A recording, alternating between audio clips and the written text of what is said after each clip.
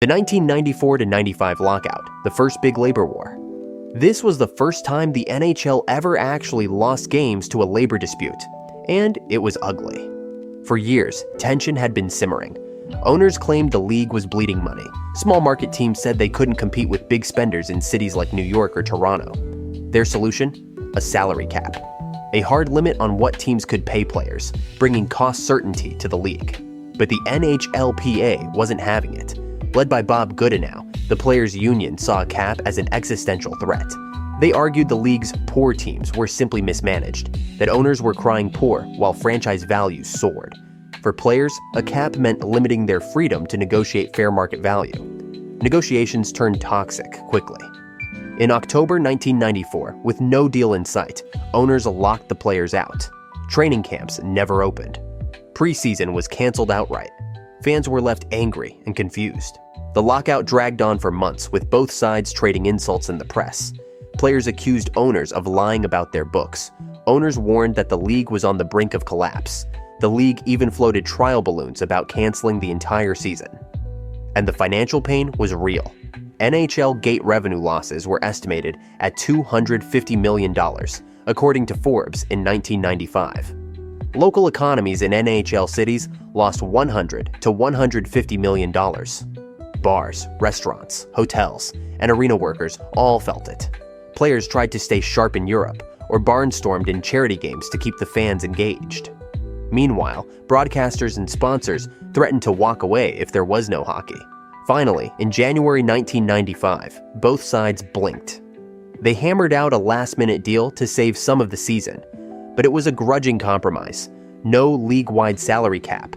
But the NHL got a rookie salary cap to control skyrocketing entry-level contracts, maxing out at $1,075,000 for 1995 draftees, per ESPN. Slight tweaks to salary arbitration. A watered-down luxury tax system aimed at high-spending teams. It wasn't the ironclad cost control the owners had dreamed of, but it gave them something. The season was reduced to a 48-game sprint, with teams playing only within their own conference to squeeze in the games before summer. It felt rushed, uneven, and for many fans, unsatisfying. But it was hockey, and that was better than nothing. The 1994-95 lockout ended with deep scars. The two sides didn't trust each other any more than before. The fight over a true salary cap wasn't over. It was just delayed. And everyone in the sport knew it was only a matter of time before the next, even nastier showdown. The 2004-05 lockout, the lost season. This was the nuclear option. The lockout that killed an entire NHL season. It began on September 16, 2004, and dragged on for 310 days, ending only on July 22, 2005. It remains the longest labor stoppage in NHL history, and the first time a North American Pro League lost an entire season to a labor dispute. Gary Bettman and the owners went all in on their biggest goal, implementing a hard salary cap. Their argument? The league was broken. They claimed player salaries had more than doubled over the previous decade, while revenues stagnated.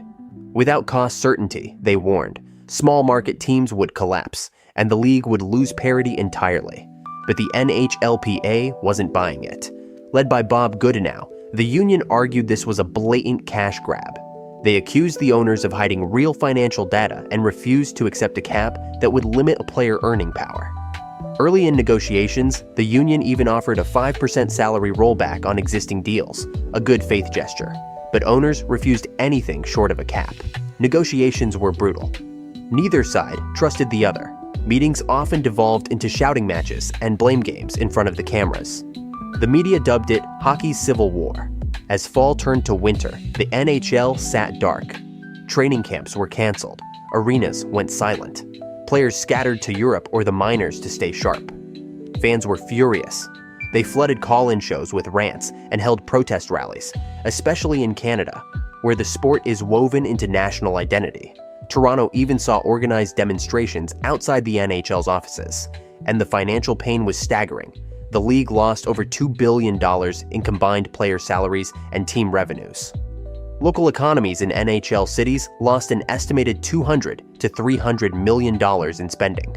From bars and restaurants to arena staff and hotels, TV partners and sponsors bailed or threatened to, frustrated with the uncertainty. By January 2005, fans still clung to hope for a last-minute deal. Surely they wouldn't cancel the entire season. But on February 16, 2005, Bettman held a grim press conference. The entire season was officially canceled.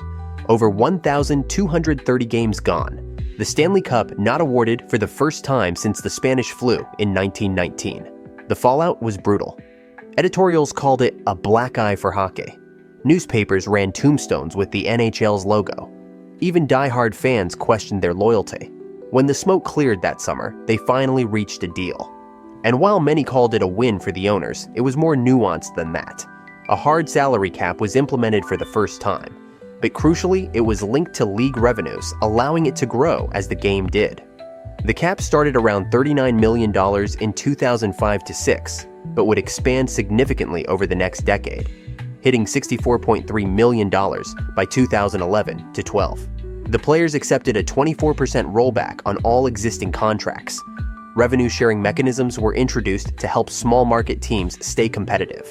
New rules limited salary arbitration and controlled entry-level contracts. Players retained significant free agency rights, preserving movement for veterans. It was a bitter compromise. Owners got cost certainty, but the NHLPA ensured the cap would rise with the sport's growth. And to win fans back, the league overhauled its on-ice products, shootouts to end ties and produce highlight moments. The end of the two-line pass rule to open up play, strict obstruction and hooking enforcement to free up skilled players and boost scoring. It worked, eventually.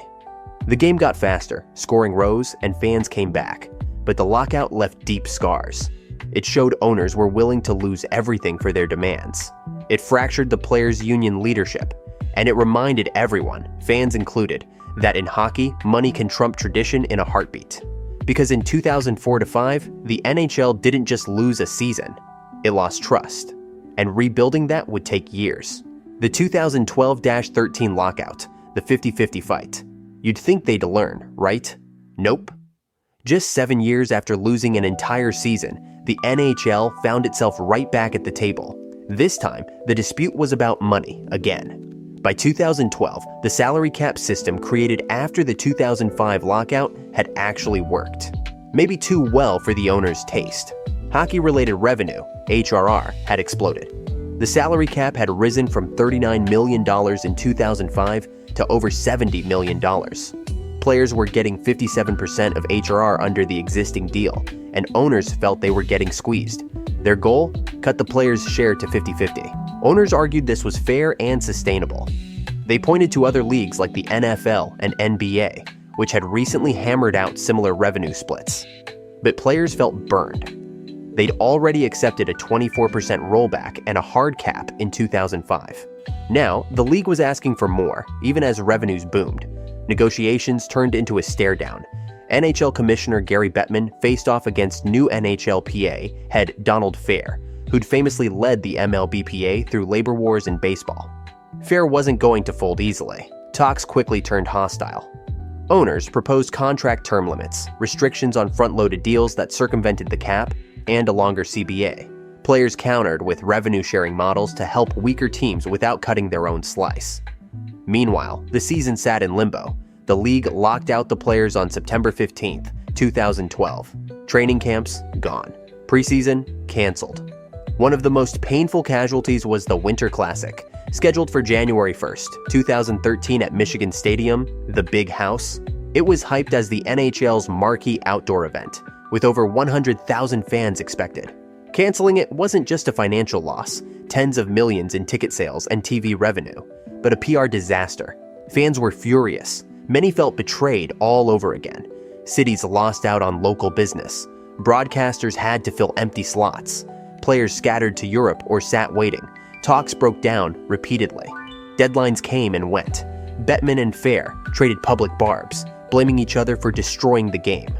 At one point, the players even voted to give their union the power to disclaim interest, effectively dissolving the NHLPA to launch legal challenges. Finally, the pressure cracked both sides. Facing the total loss of another season, marathon negotiations in early January 2013 produced a deal. Key terms: 50-50 revenue split. Players' share dropped from 57% saving owners hundreds of millions over the CBA term. Contract term limits. Maximum 7 years for new deals, 8 if re-signing with the same team, to stop the 17-year Kovalchuk-style contracts. Salary variance limits. No year-to-year jumps over 35% to stop cap circumventing front-loading. Improved revenue sharing to help smaller markets remain viable under the cap system. The lockout ended on January 6, 2013, after 119 days, but the season was severely scarred. The NHL squeezed in a 48-game sprint that started in mid-January. No preseason, no interconference games, just relentless conference-only matchups to fit in a schedule before summer. Fans were exhausted and angry, but they came back. TV ratings rebounded, arenas filled, because at the end of the day, they just wanted hockey. The NHL framed the deal as ensuring long-term stability, locking in labor, peace until 2022, and later extended to 2026 after the Rona pause. I can't say the full word here. Players accepted it grudgingly, knowing they'd given up share but secured fairer contract rules. But the legacy of the 2012-13 lockout? It cemented the NHL's reputation as a league willing to cancel games, even marquee events like the Winter Classic, to win financial concessions. And it left everyone wondering, after 3 lockouts in less than 20 years, could hockey ever stop fighting over money? Other labor disputes. It wasn't just lockouts that defined the NHL's messy labor history. Before any lockout ever shut down training camps or canceled entire seasons, there was the league's first major labor stoppage, the 1992 NHLPA strike. This was historic. It was the first time NHL players had ever walked out on the league, and they didn't pick the offseason or a sleepy part of the schedule. It exploded right before the playoffs, the absolute worst moment for the league to face a shutdown. Tensions had been building for years. The players felt they weren't getting their fair share, especially when it came to licensing revenue. Money from trading cards, posters, video games, and other merchandise featuring their names and faces. They also felt the playoff bonuses were outdated, far too low given how much money playoff games brought in. In early April 1992, with only a week left in the regular season, the NHLPA, under new executive director Bob Goodenow, voted overwhelmingly to strike. It was a bold, risky move. The league was caught off guard. Fans were angry. About 30 games were canceled in total. Roughly 3% of the 1991-92 season's 840 games. The regular season was cut slightly short, adding real scheduling headaches. Team owners and league executives scrambled. While regular season gate revenue was crucial for the league, the playoffs were especially lucrative. Ticket prices were higher, games were near sellouts, and broadcast interest surged. Losing the playoffs would have been a disaster for everyone. The strike lasted 10 tense days. The rhetoric was heated. Both sides knew the optics were terrible. Risking the cup playoffs over off-ice money fights was an easy villain narrative in the press. But the players didn't blink, and ultimately, they won real concessions. A significant increase in playoff bonuses, better rewarding the grind and revenue of postseason play. A larger, guaranteed share of licensing revenue, ensuring players were fairly compensated when their images and names were used. An agreement to keep addressing player-friendly issues in the next collective bargaining talks. The strike ended on April 10, 1992, just in time to save the playoffs. Fans exhaled, the Stanley Cup was awarded, and hockey continued. But the relationship between the union and the league was fundamentally changed. It left a lasting scar. Owners learned the NHLPA was willing to take the nuclear option, even right before the playoffs. Players, empowered by the win, proved they could hold together and force real change. In many ways, the 1992 strike set the tone for every ugly labor fight that came after. It didn't cancel a season, but it showed that labor unrest was here to stay in the NHL. And it revealed the deep distrust that would keep resurfacing in the brutal lockouts of 1994-95, 2004-5, and 2012-13. The NHL's labor history is a story of money, power, and distrust. Bettman's era has been marked by pushing for owner control. Even at the cost of lost seasons, the players' union has fought back but given ground, especially on salary caps and revenue splits. Every lockout left scars. Fans lost trust, cities lost revenue, players lost prime years. The 2004-5 lockout especially forced changes that reshaped the league's economics forever. Today, labor peace is more stable, for now. The NHL and NHLPA extended their collective bargaining agreement through 2026 after Rona disrupted the schedule. But memories of those lost seasons still haunt the league. Because if there's one thing hockey fans know too well, a lockout can kill an entire season overnight. And even years later, it still feels like the dumbest way to solve a fight over money.